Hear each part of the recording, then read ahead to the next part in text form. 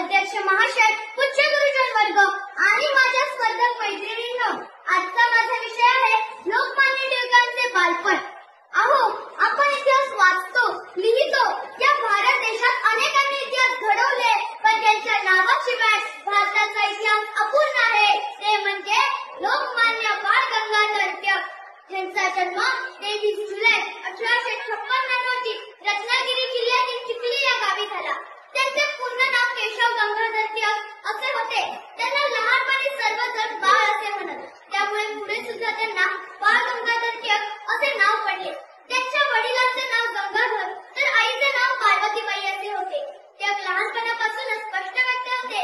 त्यांना अन्यायाविरुद्ध खूप चीड होती. गणित व संस्कृत हे टिळकांचे आवडते विषय. एकदा टिळकांच्या वर्गातील काही मुलांनी शेंगा खाल्ल्या आणि तडफडी तिथेच टाकली. गुरुजी वर्गात आले. त्यांनी विचारलं, शेंगा कोणी खाल्ल्या? कोणीच बोलेना. तेव्हा काही मुलांनी गुरुजींना खोटं सांगितलं की शेंगा टिळकांनी खाल्ल्या. गुरुजींनी टिळकांना तडफडी उचलण्याची शिक्षा दिली.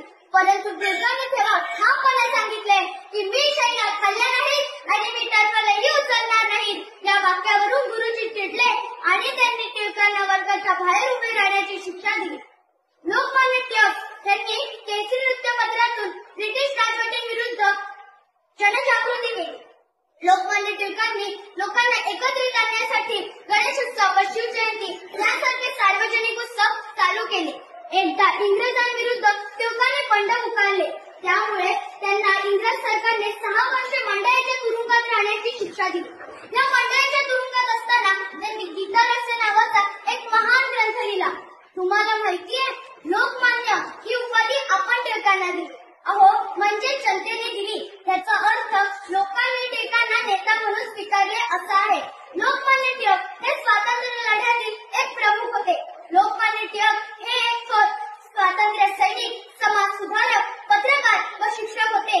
त्यांना लोकमान्य ही उपाधी जनतेने दिली, पण त्यांच्या कार्यामुळे व लोकांना त्यांच्याबद्दल वाटणाऱ्या आदरामुळे मिळाली.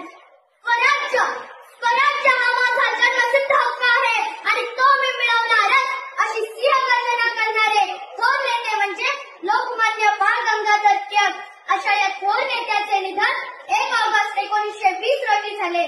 शेवटी जाता जाता एवढेच म्हणते, क्रांतीची मशाल पेटली, सिंहाची सिंहगर्जना गरजली, स्वातंत्र्याची नवी प्रेरणा आपल्याला टिळकांनी दिली. शेवटी एवढे बोलून मी माझे 2 शब्द संपवते. धन्यवाद.